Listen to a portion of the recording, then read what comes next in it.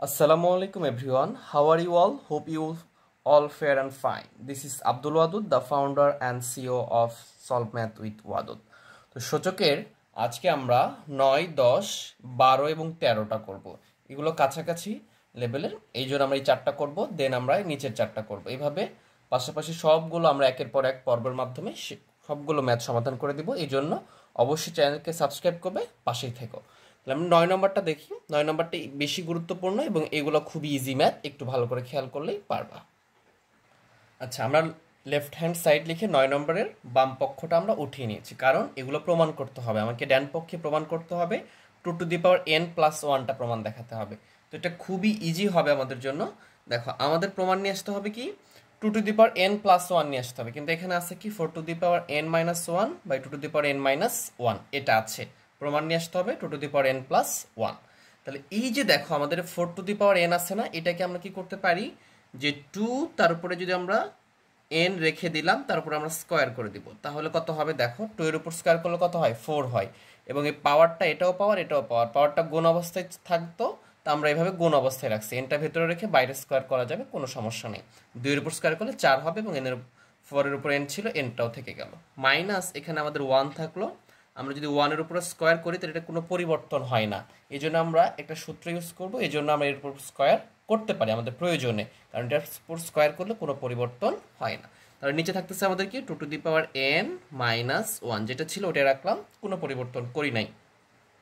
তো এইখানে যদি একটু খেয়াল করি, এই 2 টু দি পাওয়ার n কে যদি আমরা a বিবেচনা করি আর 1 কে যদি b বিবেচনা করি, তাহলে কি হচ্ছে এর উপর স্কয়ার মানে a স্কয়ার, এটাকে a ধরলে এবং এটাকে b ধরলে b square, a square minus b স্কয়ারের সূত্র পড়বে।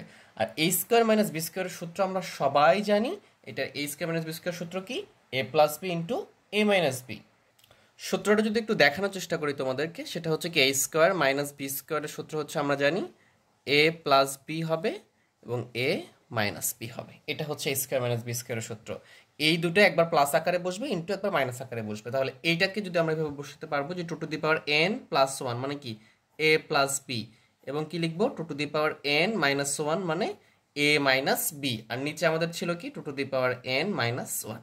এখানে একটু ব্র্যাকেট দিয়ে দেখতেছি যে উপরে গুণ অবস্থায় আছে এবং নিচে ভাগ, এটার সাথে একটা ভাগ আছে, এটা কি একই জিনিস কেটে দিতে পারি। তাহলে আমাদের থাকতেছে কি 2 to the power n plus 1 থেকে গেল, এটাই হচ্ছে আমাদের রাইট হ্যান্ড সাইড। তো তোমরা লিখবা so left hand side equal to right hand side proofed. এই তো আমরা 9 নম্বরের প্রমাণটা নিয়ে চলে আসছি। এই যে আমাদের 9 নম্বরে এটা প্রমাণ করতে বলছিল, প্রমাণ হয়ে গেছে আমাদের। তো দেন আমরা দেখেছি 10 নম্বরটা প্রমাণ করব। 10 নম্বরটা ভেরি ভেরি ইম্পর্টেন্ট এবং এইটা একটু ভালো করে বুঝতে হবে। এইটা যদি ভালো করে বুঝে যাও তাহলে বাকি সব ম্যাথগুলো খুব ইজিলি পারবা, কারণ এটাতে একটু ক্যালকুলেশনটা বুঝতে হবে। এই 10 নম্বরটা উঠাচ্ছি, দেখো এটা খুব ইজিলি আমরা ট্রাই করতেছি। 10 নম্বরে এটা থেকে আমাদের অ্যান্সার নিয়ে আসতে হবে। রাইট হ্যান্ড সাইডে হাফ লেখা আছে, হাফ মানে 1/2 মিলাইতে হবে। তো এখানে কিন্তু আমরা বাম পক্ষ লিখছি, এখানে লেফট হ্যান্ড সাইডও লিখতে পারো LHS এবং বাম পক্ষ লিখতে পারো, এটা তোমাদের একান্ত ব্যক্তিগত ব্যাপার, এটাতে কোনো সমস্যা নাই। তো এইটা যখন আমরা সমাধান করতে চাইবো, এটার জন্য আমাদের যে কাজটা করতে হবে একটু মনোযোগ দিতে হবে। এখানে 2, 3, 5 এইগুলো কি সংখ্যা? মৌলিক সংখ্যা। তো এই মৌলিক সংখ্যাকে আমরা কি করতে পারবো না, চেঞ্জ করতে পারবো না, মানে কোনো গুণনীয়ক মৌলিক সংখ্যা আকারে নিয়ে আসতে পারবো না, কারণ অলরেডি এটা মৌলিক সংখ্যা, এটাকে আর ভাঙা যায় না। কিন্তু এখানে খেয়াল করো 6 এবং 6, 10, 15 এগুলো কিন্তু মৌলিক সংখ্যা নয়, যৌগিক সংখ্যা বলতে পারো। এগুলোকে কিন্তু কি করতে পারি, মৌলিক গুণনীয়ক বা মৌলিক সংখ্যার মতো করে গুণাকারে প্রকাশ করতে পারি। তাহলে লাভটা কি হবে আমাদেরকে? আমরা জানি সূচকে যখন এই যে বেস সংখ্যাগুলো যদি এক করতে পারে, তাহলে কি করতে পারবো, ওগুলা বেস যদি এক হয় এবং ওগুলো গুণ অবস্থায় আছে, তাহলে পাওয়ারগুলো যোগ, আবার যদি ভাগ অবস্থা থাকে তাহলে বিয়োগ করতে পারবো। এই জন্য আমরা সবগুলোর বেস যতটুকু সম্ভব একরকম করব। এই যে 3, 5 এগুলোকে কিন্তু চেঞ্জ করতে পারবো না, কারণ এটা মৌলিক সংখ্যা। এই জন্য আমরা এটা রেখে দিব যে 2 to the power 2p plus 1 রেখে দিলাম into 3 to the power 2p plus Q, যেটা এগুলোকে চেঞ্জ করতে পারবো না আমরা, এই জন্য রেখে দিচ্ছি এগুলাকে। কিন্তু এখানে খেয়াল করো, এখানে 6p আছে, তো 6কে আমরা কিভাবে লিখতে পারি যে 3 ইন্টু 2, তাহলে কত হয়, এখানে ব্র্যাকেট দিব, 3 দুগুণ কত হবে 6, তো 6 যে কথা, 3 গুণ 2 বা 3 ইন্টু 2 একই কথা।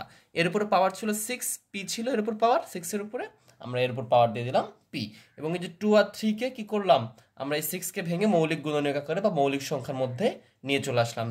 কেন নিয়ে আসলাম, কারণ এই যেখানে 2 আছে 3 আছে, যখন বেসগুলো একরকম হবে, এখানে যেহেতু গুণ আছে এবং পাওয়ারগুলো তখন আমরা যোগ বিয়োগ করতে পারবো, এই জন্য।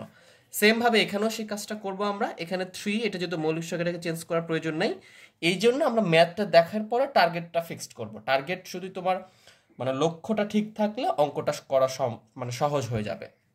সেমভাবে এখানে আমরা ইন্টু দিলাম, এই যে 6কে আমরা কি করব 2 ইন্টু 3 বা 3 ইন্টু 2, যেটা ইচ্ছে লিখো, এটা কোনো ম্যাটার করে না যে 3 লিখলা আগে না 2 লিখলা, এটা কোনো ম্যাটার করে না, এভাবে প্রকাশ করে ফেলবো। পাওয়ারটা দিয়ে দিলাম ইন্টু, এখানে 10 আছে তাহলে কি লিখবো 2 ইন্টু 5, তাহলে দেখো 5 দুগুণে 10 হয়, তারপরে পি আছে দিলাম ইন্টু, এখানে কি আছে 3 ইন্টু 5, 3 5 15। এই যে দেখো প্রত্যেকটাকে, এই যে যতগুলো যৌগিক সংখ্যা ছিল প্রত্যেকটাকে মৌলিক সংখ্যার আন্ডারে নিয়ে চলে আসছি।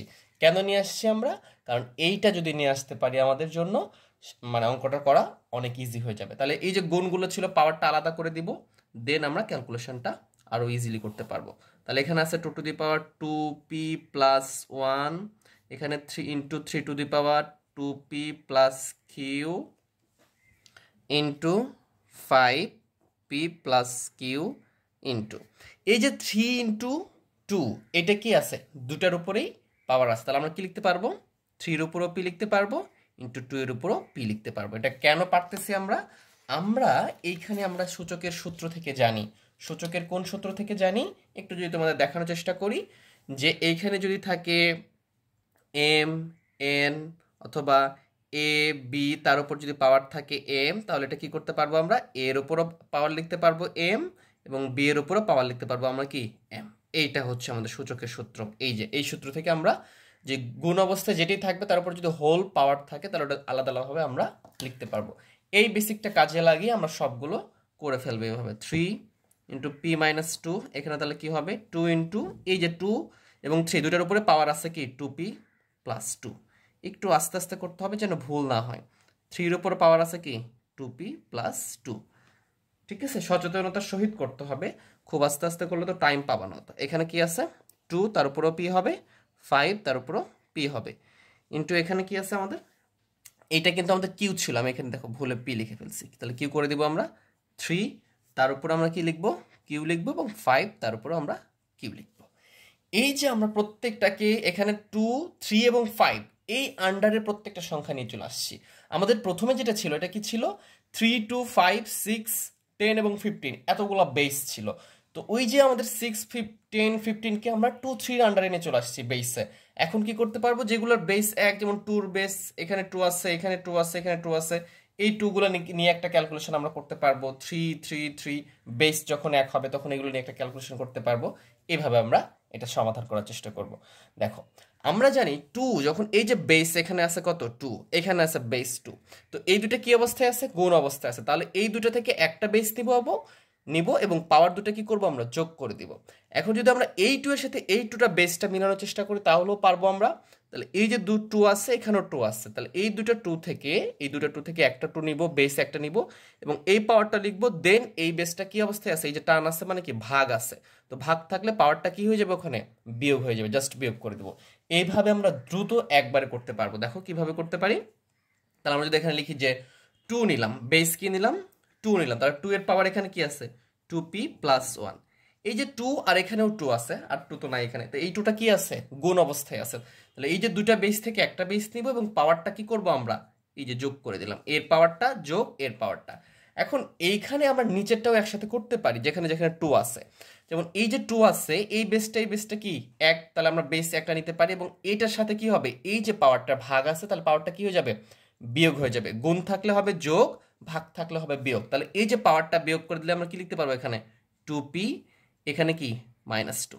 এই যে পাওয়ারটা এটা যেহেতু 2 এর সাথে ভাগ অবস্থায় ছিল এই জন্য আমরা কি করতেছি পাওয়ারটা আমাদের বিয়োগ হয়ে যাচ্ছে, এখানে কি -2p -2। সেম ভাবে 2 কোথায় আছে এখানে, তাহলে এটাও ভাগ অবস্থায় আছে নিচে আছে যেহেতু, তাহলে এটাও আমরা বিয়োগ করে দেব -p।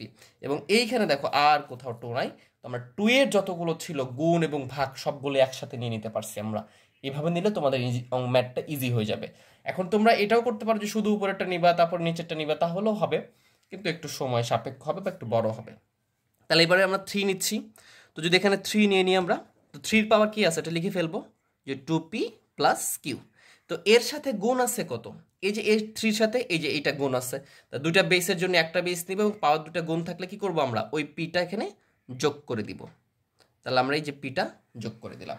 দেন দেখতেছি এখানে 3টা কি অবস্থায় আছে, এই 3 সাথে এই 3 ভাগ অবস্থায়, তাহলে এই দুটা বেস থেকে একটা বেস এবং এই পাওয়ারটা আমরা কি করে দিব, উল্টা বিয়োগ করে দেবো। তাহলে এখানে বিয়োগ হবে, তাহলে কি হবে এটা মাইনাস পি, প্লাস মাইনাসে মাইনাস, এটা মাইনাস মাইনাসে কি হয়ে যাবে +2 হয়ে যাবে।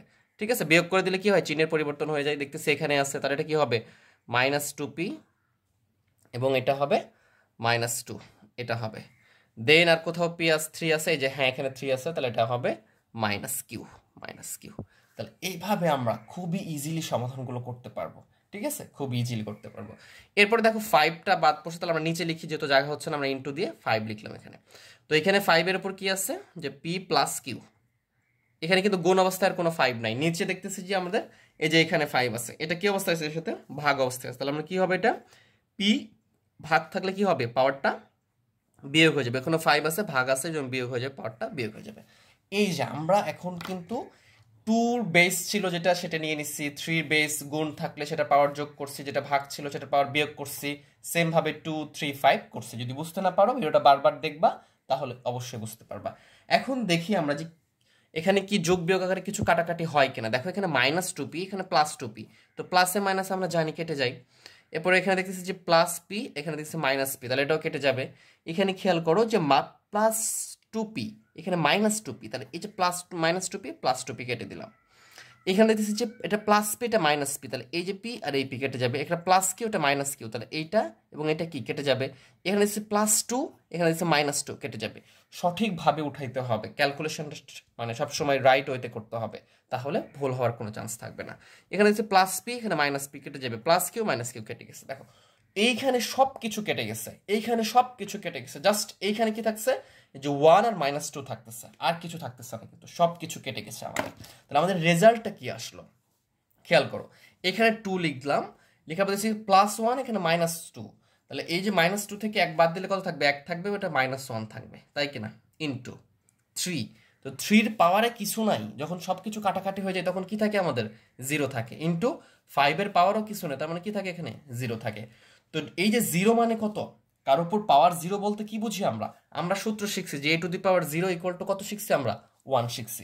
a⁴ কি শিখছি আমরা, 1 শিখছি। তাহলে এই সূত্র থেকে যদি খেয়াল করি, তাহলে 3 উপরে 0 হলো 1, 5 এর উপর 0 মানেও 1, আর এখানে ইনভার্স 2 মানে কি, 2 ইনভার্স 1 বলতে আমরা জানি 1/2, তার উপরে পাওয়ার 1 দিলেও যা কথা, না দিলেও দেখা যাবে, কি লিখতে পারবো 1/2, আর এটা 1 1 গুণ করে দিলে 1/2 থাকবে, এবং এটাই আমার ডান পক্ষ, এটাই আমার কি ডান পক্ষ। তো আমরা লিখতে পারি ডান পক্ষ = বাম পক্ষ প্রমাণিত, ডান পক্ষ। ঠিক আছে, এটা আমরা লিখে দিতে পারি। তাহলে এইভাবে খুবই ইজিলি আমরা এটা করতে পারবো। দেন আমাদের এখানে 12-13 ম্যাথ আমি তোমাদেরকে করাবো, এটা অনেক ইজি, খুবই দ্রুত আমরা করে ফেলবো এটা, যেহেতু তোমাদেরকে বেসিকটা বুঝিয়ে ফেলেছি এই অঙ্কের মাধ্যমে। তো 12 নম্বর এটা থেকে আমরা 11 নম্বরটা খুবই ইজি ম্যাথ, আমরা নেক্সট পর্বে করবো আর কি। তো 12 নম্বরটা খেয়াল করো, এটা থেকে আমাদের 1 প্রমাণ নিয়ে আসতে হবে। এইটা কিন্তু আমরা এক লাইনে অঙ্কটা করে ফেলতে পারবো। এখন বলতে পারো যে এটা কি আসলে সম্ভব, হ্যাঁ এটা সম্ভব, কারণ এখানে খেয়াল করো প্রত্যেকটার বেস সেম আছে। তো আমি যদি একবারে প্রত্যেকটা বেস নিয়ে নিই, গুণগুলো আছে যেগুলো সেগুলো কি করবো, যোগ করে দিব, আর যেগুলো ভাগ আছে সেগুলো বিয়োগ করে দিব, তাহলে তো অঙ্ক হয়ে গেল আমাদের। তাহলে আমরা যদি এক লাইনে করতে চাই, তাহলে তোমাদেরকে দুটা প্রসেসই দেখাচ্ছি। তাহলে আমরা কি করবো, প্রত্যেকটা থেকে এ বেস নিব, প্রত্যেকটার বেস কি আছে, এ নিয়ে নিলাম। এখন দেখো এই যে বেসগুলো এ আছে, এগুলো গুণ আছে, তাহলে এগুলোর পাওয়ার কি হবে, যোগ হবে। তাহলে এখানে কি আছে দেখো, p + q এটা হবে, এখানে কি +q + r এটা হবে, প্লাস কি হবে এখন r + p এটা হবে, এটা যোগ করে দিলাম। দেন এখানে এই যে বেস এ আছে, এটা কি আছে, ভাগ আছে, তাহলে কি হবে, এটা -2r হবে, -2p হবে, -2q হবে। এই তো হয়ে গেল আমাদের। এখন খেয়াল করে যে পি, এই যে পি আছে না, এই যে পি একটা আর একটা পি, তাহলে কয়টা পি হয়, দুইটা পি হয় না, এই দুইটা পি প্লাস, এবং এখানে কি একটা -2p কেটে গেল, এই যে একটা কিউ, এখানে একটা কিউ, দুইটা কিউ হয় না, 2q হয় না, +2q, আর এখানে -2q কেটে যাবে, এখানে কি একটা আর এখানে একটা, দুইটা আর মিলে কি +2 আর -2 এর সাথে কেটে যাবে। তাহলে কি থাকতেছে আমাদের এখানে, এখানে থাকতেছে এর উপরে 0 = 1, কার উপর পাওয়ার 0 মানে কি 1 = রাইট হ্যান্ড সাইড। তো আমি লেফট হ্যান্ড সাইড বাম পক্ষ সবকিছু লিখতেছি কেন, তোমরা বুঝো যে সবকিছু লেখা যায় এটা আর কি। তো তোমরা এই প্রসেসে করতে পারো, যদি তোমাদের এটা কঠিন মনে হয় তাহলে তোমরা এটাও অ্যাপ্লাই করতে পারো, যে তুমি প্রথমে এই কাজটা করতে পারো, যে এখান থেকে কি করতে পারো, এই তিনটা বেস থেকে এ নিতে পারো। তাহলে কি হবে, এখানে p + q, এখান থেকে হ্যাঁ +q + r + p, এই যে এইটা বেস নিছে, এই বেস থেকে নিছে, আর নিচে কি দিচ্ছি আমরা এ, এখান থেকে যদি নাও তাহলে কি 2r plus 2p plus 2q। এখন যদি এখানে যোগ করে দাও তাহলে কি পাবা, 2p পাবা, 2q পাবা, 2r পাবা, তারপর দুটা বেস থেকে নিবা, এটা বিয়োগ হয়ে যাবে, দেন এটা 0 হয়ে যাবে। তাহলে এইভাবেও করতে পারো, এটাও করতে পারো, দুটা ইজি মানে মেথড বা পদ্ধতি, তোমরা যেটা ইচ্ছে করতে পারো। তো আমরা এরপরে 13 নম্বরটা করে আজকের পর্বটা এখানে শেষ করব। চলো আমরা 13 নম্বরটা দেখি। 13 নম্বরটা এইটা দেওয়া আছে যে X to the power A by X to the power B, তার উপরে পাওয়ার আছে whole power 1 by A B, same ভাবে এগুলো দেওয়া আছে। তাহলে এইটার সমান সমান আমাকে 1 প্রমাণ নিয়ে আসতে হবে। আমরা প্রথমে যে কাজটা করব, এই যে দুটার বেস সেম না, এই দুটা বেস থেকে আমরা একটা বেস নেব। তাহলে কি হচ্ছে, একটা বেস হচ্ছে এবং এটা কি এ এবং এটা ভাগ আছে, তাহলে কি হবে এ মাইনাস বি হবে, এটা হবে। তাহলে X to the power A minus B, তার উপরে ছিল কি 1 বাই এ বি ছিল পাওয়ার, এটা রেখে দিলাম, ইন্টু সেম ভাবে যদি এখানে করতে চাও তাহলে কি হবে এক্স, এই যে বি পাওয়ারটা কি হবে, দুইটা বেস থেকে একটা বেস দিলাম এবং বি এবং এটা ভাগ আছে, পাওয়ারটা উপরে গেলে কি হবে মাইনাস সি হবে, বি মাইনাস সি। তাহলে এখানে থাকতেছে কি 1 by BC power into similar ওয়েতে আমরা এখান থেকে কি নিতে পারবো এক্স, এখানে কি হবে তাহলে সি মাইনাস এ, তাহলে উপরে থাকতেছে আমাদের কি 1 বাই সি, এটা থাকতেছে। তাহলে এখন যদি আমরা এটা গুণ করে দিই, এটাও পাওয়ার এটাও পাওয়ার, তো এটা কি পূর্ণ পাওয়ার মনে করো। এর নিচে যদি আমি হর চিন্তা করি তাহলে 1 আছে, কিন্তু এই যে এটা একটা পাওয়ার, যে পাওয়ারটা আছে এটা ভগ্নাংশ 1 বাই এ বি এরকম আকারে আছে, এখানে 1 বাই বিসি আকারে আছে, এখানে 1 বাই সি আকারে আছে, এভাবে আছে আর কি। তাহলে আমরা এখানে যে কাজটা করতে পারবো, এটাকে লিখতে পারবো এইভাবে যে X A minus B by A B, এটা লিখতে পারবো ইন্টু এক্স, এটার সাথে 1 এর সাথে পাওয়ারটা কি হয়ে যাবে গুণ হয়ে যাবে, তার মানে b minus c by bc into x c minus a by c a, এই কাজটা আমরা করতে পারবো এখানে।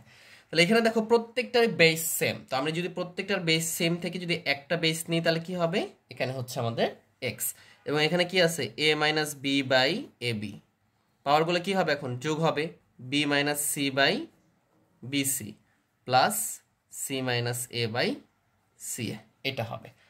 দেন আমরা যে কাজটা করব, এখানে এক্স এই পাওয়ারটা কি করব আমরা এখানে লসাগু করব, পাওয়ারটা ভগ্নাংশ আছে না পাওয়ারগুলো, তাহলে পাওয়ারটা আমরা লসাগু করব। এখানে বিসি ছিল, তাহলে দেখতেছি এখানে এ বি হর, এখানে বিসি এবং সি এ, তাহলে এখানে তিনটা জিনিস কমন, এ দুইটা এ থেকে আমরা একটাই নিব, বি থেকে একটা নিব, সি থেকে নিব, তাহলে এ বিসি হচ্ছে আমাদের এই পাওয়ারের ভগ্নাংশের লসাগু। তাহলে এখানে এ আর বি কেটে গেলে কি থাকবে আমাদের, এখানে এ আর বি কেটে গেলে সি থাকবে, তাহলে সি তে গুণ করলে কি হবে, এটা সি এ মাইনাস বিসি হবে, সি এ মাইনাস কি হবে বিসি। সেম ভাবে এখানে বিসি যদি আমরা কি করি হর দ্বারা ভগ্নাংশকে ভাগ করি তাহলে কেটে যাবে, এ থাকবে, তাহলে এখানে কি থাকতেছে প্লাস এ বি, যে প্লাসে মাইনাসে মাইনাস সি এ বা এসি লিখতে পারো, নো প্রবলেম। সেম ভাবে সি এ দ্বারা কাটা দিলে এখানে বি থাকবে, তাহলে এখানে কি হবে প্লাস বিসি মাইনাস এবি। তাহলে এখানে যদি একটু ভালো করে খেয়াল করো দেখবা যে এটা মাইনাস সি এ আর এটা প্লাস সি এ, তাহলে সরি এটা মাইনাস সি এটা প্লাস সি এ, তাহলে কি হবে এটা কেটে যাবে। সেম ভাবে এটা মাইনাস বিসি এটা প্লাস বিসি কেটে যাবে এবং এটা প্লাস এবি এটা মাইনাস এবি কেটে যাবে, তাহলে এটা 0 বাই এবি। তাহলে পাওয়ার যদি 0 বাই এবি হয় তাহলে এটা কি হবে আমাদের, এটা মাস্ট বি এক্স এর উপর পাওয়ার হবে 0, আর এক্স এর উপর পাওয়ার 0 করলে এটার মান কত আসবে 1 আসবে, এবং এটাই হবে আমাদের রাইট হ্যান্ড সাইড। এটা হচ্ছে আমাদের প্রমাণ আর কি। তাহলে এইভাবে খুব ইজিলি এগুলো করতে পারবা। তো অবশ্যই ভিডিওটা যদি ভালো লেগে থাকে কমেন্ট বক্সে আমাকে জানাও কেমন লাগতেছে, এবং ভিডিওটাকে লাইক করে দিয়ে বন্ধুদের মাঝে শেয়ার করে দিবা, চ্যানেলকে তো অবশ্যই সাবস্ক্রাইব করবা। সবাই ভালো থেকো, সুস্থ থেকো, আল্লাহ হাফেজ।